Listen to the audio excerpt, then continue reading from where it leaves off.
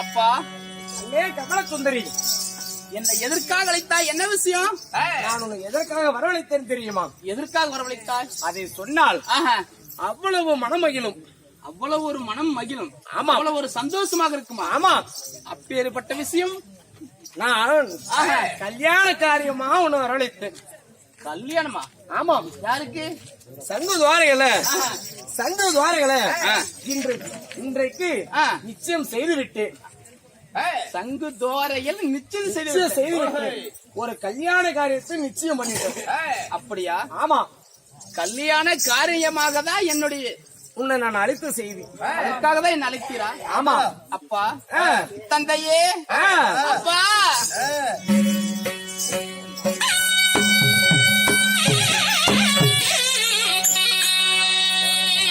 எந்த நாட்டு மன்னருக்கு திருமணம் செய்ய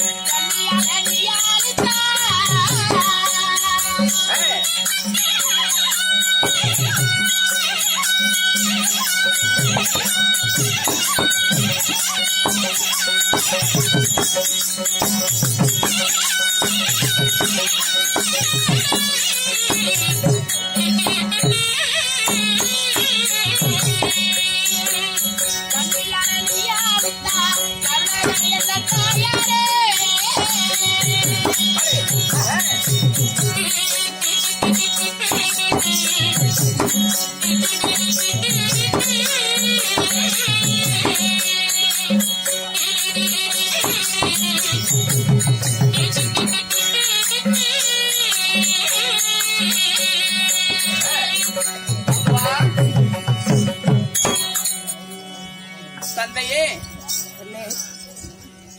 என்ன திருமணம் செய்வதாக இருந்தால் எந்த நாட்டு மன்னருக்கு திருமணம் செய்ய போறேன்?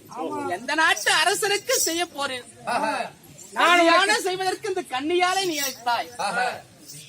நான் கல்யாணம் செய்வதற்கு இந்த கன்னியாலை நான் அழைத்து என்று சொன்ன உடனே யாருக்கு கல்யாணம்? யாருக்கு? எந்த நாட்டிற்கு? எந்த நாட்டு இளவரசருக்கு எனக்கு கல்யாணம். மகளே, அப்பா, உனக்கு நான் யாரிடத்தில் நிச்சயதார்த்தம் செய்திருக்கிறேன் தெரியுமா? யாரிடத்தில் நிச்சயதார்த்தம் செய்திருக்கிறார்? கண்ணே, அப்பா, உலக 56 தேசத்துக்கும் தலைநகரம். அப்பேற்பட்ட பேரரசருடைய புதல்வன் யார் தெரியுமா? யாரு? உன் அத்தை மகன் தான். அத்தை மகனா? அத்தை மகன் என்றால் உன் அத்தை மகன் உனக்கு யாருன்னு தெரியல. உண்மைதான். எத்தனையோ அத்தை மக்கமா இருக்கலாம். அது யாருக்கு என்ன நிச்சயதார்த்தம்? யாரு நிச்சயதார்த்தம் செய்திருக்க? உண்மையாக சொல்லும் சுந்தரி. அப்பா, எந்த நாட்டு மன்னருக்கு தெரியுமா? எந்த நாட்டு மன்னருக்கு? டெல்லி அஸ்தினாபுரத்து இப்பொழுது ஜெகத்தோடு பரிபாலம் செய்து வரக்கூடிய துரியோதன மாமன்னனுடைய புதல்வனாய லக்கின குமாரனுக்கு நான் நிச்சயதார்த்தம் செய்திருக்கிறேன். அப்பா, ஆமாம். நீ அந்த நாட்டிற்கு இளவரசியாக ஆ, நான் உன்னை பரியத்தை செய்திருக்கிறேன். அப்பா துரியோதனன் மகன் லக்கினருக்கு தான் என்ன திருமணம் செய்ய போறீரா? அவரிடத்துலதான் என்னை தாமலம் மாத்தி விட்டாயா? நிச்சயமாக. அந்த நாட்டு மன்னருக்கு தான் என்ன திருமணம் செய்ய போறீரா? ஆமாம்மா. அப்பா மகளே, தந்தையே, அந்த நாட்டு மன்னருக்கு தான் என்ன திருமணம் செய்ய போவீர்களா என்று சொன்ன உடனே உன் முகத்துல வாட்டம் தோன்றுகிறது. ஏனென்றால் எத்தனையோ பேர் ஆசைப்பட்டிருப்பாங்க அவரை நாம திருமணம் செய்து கொள்ளலாம், இதற்கெல்லாம் நம்ம பேரரசு அவர் ராணியாக வாழ்ந்திருக்கலாம் என்று ஆசை கொள்வார். அந்த யோகம் உனக்கு நேர்ந்திருக்கிறது. ஏற்பட்ட பொண்ணிலே மிகுந்த தீரன் அது துரியோதன மன்னர். அவரிடத்துல நீ மருமலாக வாய்ப்பதற்கு உனக்கு தான் சந்தோஷம். ஆனால் அப்படியா? அது இல்லாமல் இன்று உன் முகம் வாடிய காரணம். தந்தையே, அப்படியாக இருந்தா துரியோதன மகன் லக்கினருக்கு தான் தாமலம் மாத்தி விட்டேன். தாமலத்தை மாற்றி விட்டேன். அவருக்கு தான் என்ன நிச்சயதார்த்தமும் செய்து விட்டேன். அவருக்கு தான் என்ன திருமணம் செய்ய போறீரா? ஆமாம்மா. ஏமா அப்பா தந்தையே, மகளே,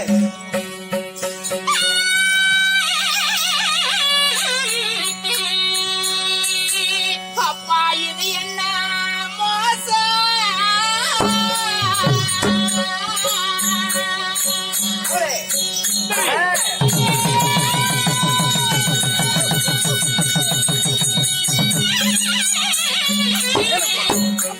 ஒருபோது அவரை திருமணம் செய்ய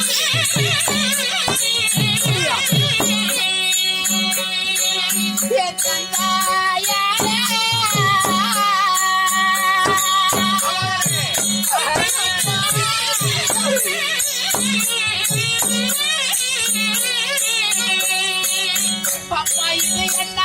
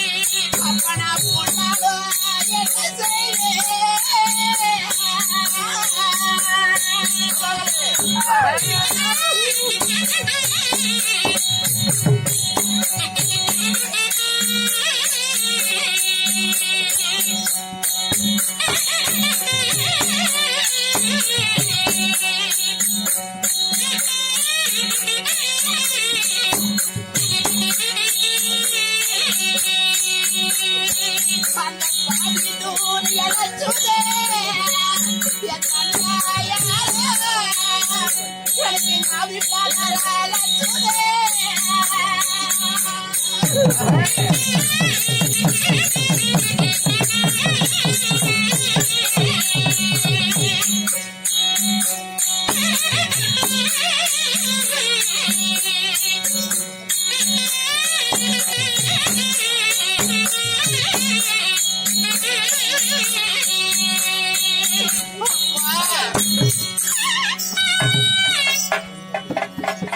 தந்தையே, மகளை கமலசுந்தரி, நீ சொல்வதை இப்பொழுது கண்ணீர் சிந்தும் காரணம் யாது? அப்பா, அதற்கான காரணம் என்ன?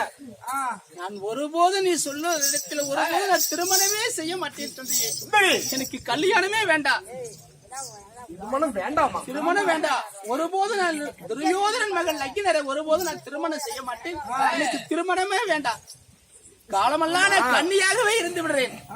சரி, அப்பா, அந்த துரியோதன மன்ன லக்கினகுமரனுக்கு என்னை திருமணம் செய்து வைத்தா என்று சொன்னால் என் மனம் ஏற்றுக்கொள்ளாது, நான் அதை சம்மதிக்க மாட்டேன் என்று சொன்ன உடனே, அப்பா, கமல சுந்தரி, தந்தையே, நான் உன்னை கேட்கட்டும், என்னப்பா கேட்கிறேன்?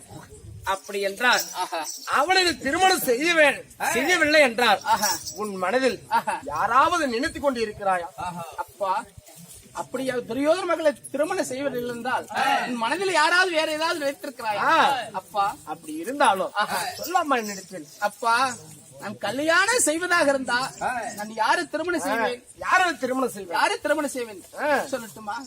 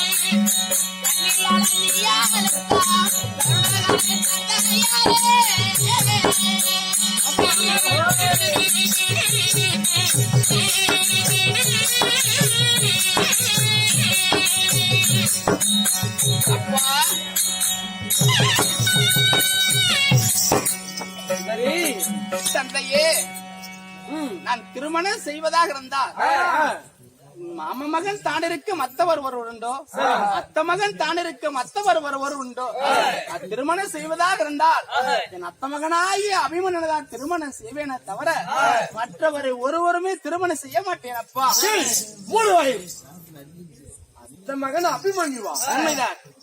உனக்கு ஏதாவது புத்தி அது கெட்டு போச்சா? ஏப்பா, ஏமா இலக்கணகுமரன் அவரும் அத்தை மகன் தானே, அவருக்கு என்ன குறை? இவர்கள் நாடாளக்கூடிய இளவரசர், ஆனால் இந்த பாண்டவர்கள் மனத்தில் வாழக்கூடிய காடே கதி என்று வாழ்ந்து வருகிறார். அவருக்கு என்ன இருக்குது? அப்படியா?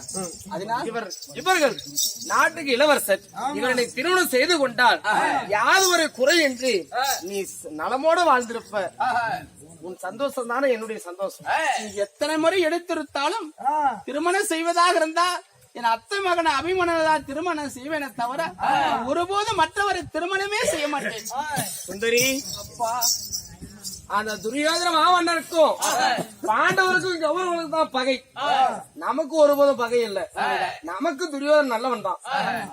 நம்மளை தேடி பெண் பார்க்க வந்து விட்டான், நானும் வெத்தலை தாம்பளத்தை கொடுத்து விட்டேன். அதனால நீ அவனை திருமணம் செய்தே ஆக வேண்டும். அப்பா, வேண்டாம் அப்பா. தந்தையே, அப்பா,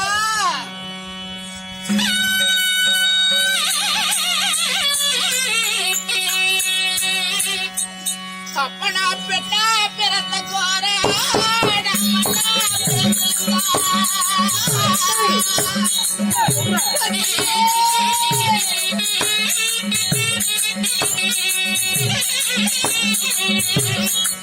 அப்பனா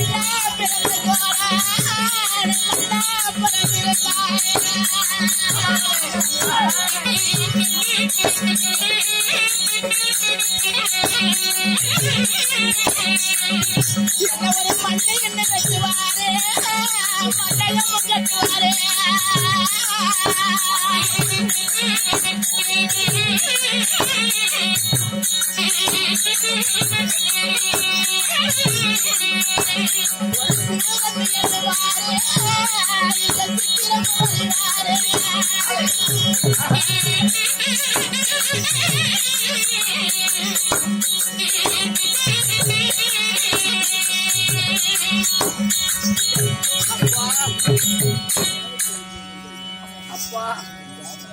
தந்தையே, நான் உனக்கு பெண்ணா பிறந்த குறை மண்ணா பிறந்திருந்தா என்ன ஒரு மண்ணு என்ன வெட்டுவார், மண்டகமும் கட்டுவார், ஒரு செவருன்னு என்னவார், சித்திரம் அறிவார்.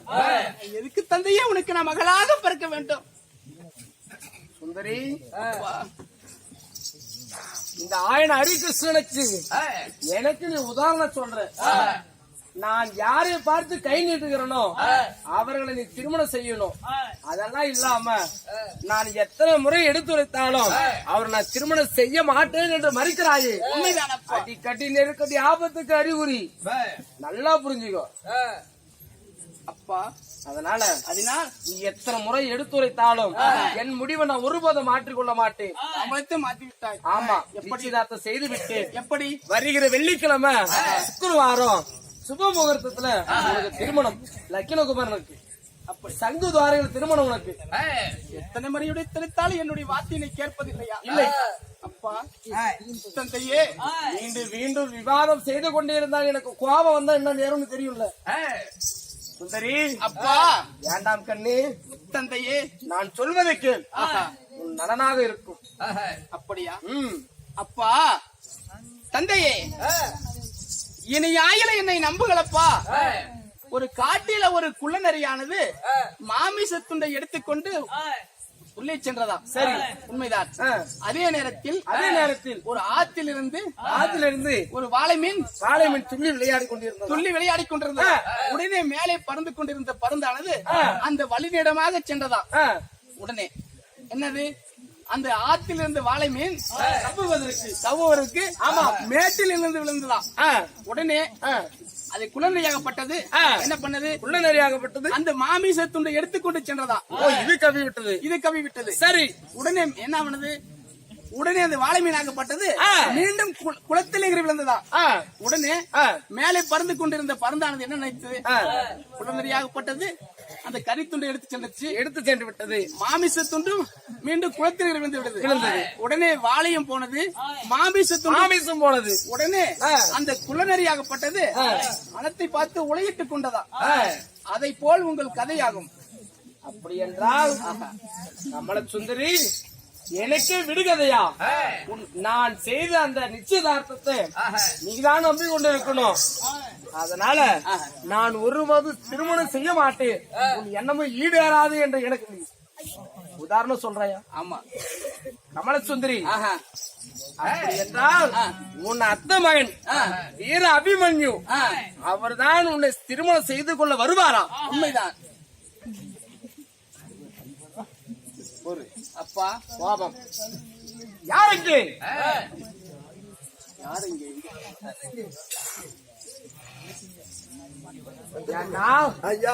எனது மகள் சிறு பிள்ளை, பெண் பிள்ளைக்கு இவ்வளவு இல்லைங்க, நீ தவற நினைக்காதீங்க. அதாவது படிச்சவனோட மனசுக்கு புடிச்சவனோட வாழ்ந்தாதான் வாழ்க்கைக்கு சுகம் இருக்கும். ஆமா ஆமா, கை தட்டா பாரு. பெரியோர் சொல்லும் வார்த்தை, பெரியோர் சொல்லும் அது என்ன சொல்லுவாங்களே, முருநெல்லிக்காயும் மூத்த ஒரு சொல்லும். முன்னாடி வந்து கசக்கும், பின்னாடி நிற்கும். அதனால நான் சொல்வதெல்லாம் என் மகளுடைய சந்தோஷத்துக்காக, நலனுக்காக சொல்றேன்.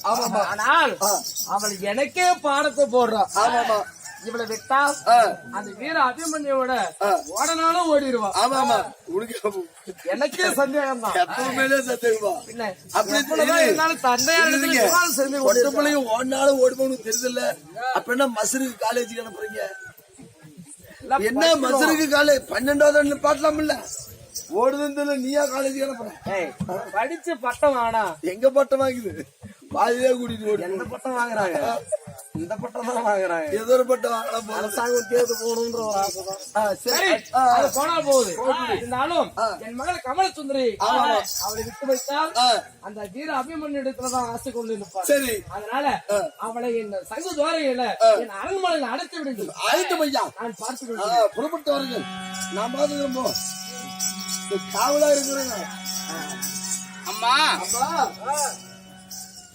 என் தந்தையார் துரியோதன மகன் லக்னருக்கு திருமணம் செய்ததாக என்னை ஒப்புக்கொண்டு விட்டார். ஆமா தாமலம் மாத்தி விட்டா தாமலம் மாத்தி விட்டார். நீ என்ன பண்ணலான்னு இருக்கிற ரத்த மகனாகிய அபிமன்னனுக்கு கடிதம் எழுத அனுப்பணும். ஓ அப்படியா உண்மைதான். சரி அப்படியே ஆகட்டுமே எடுத்துட்டு வாங்க. மைப்பென். இது டேபிள் ஒண்ணு சும்மா ஒரு குமிஞ்சியா அப்படி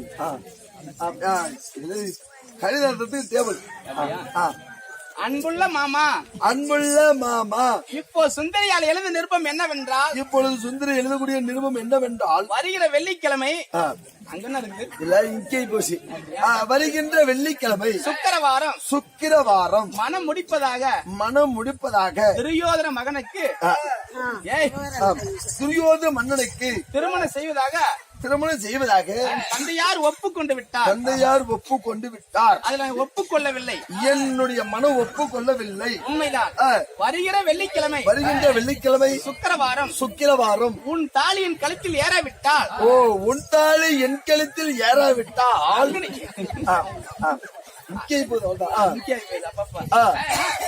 என் கழுத்தில் ஏறாவிட்டால் அக்கடி குண்டை மூட்டி அதுல என் உயிரை போகடிப்பது இது நிச்சயம் சத்தியம். ஆமா வரும் வரை அன்னமும் உண்ண மாட்டேன் தண்ணீரும் அருந்த மாட்டேன். ஆமா நித்திரை உருங்க மாட்டேன். இப்படிக்கு உன்னுடைய மாமன் மகள் கமலசுந்தரி எழுதக்கூடிய நிருபம் கடிதம் ஆமா கையெழுத்து போட்டு கையிலாக போட்டு அத்தமாக அபிமானம் கண்டுக்கணும் இல்ல அது வந்து இங்கி போட்டி பாரு போயப் காசு பூரா இங்கி போட்டு பாரு விட்டுட்டு அனுப்புவாங்க அன்பு இல்லாம அனுப்பணும் ஆளை கொஞ்சம் ஓட்டுறோம் ஆமா அப்படியே ஆட்டு விடு சமயம் கமலசுந்தரி எழுதக்கூடிய நிர்வாகப்பட்டது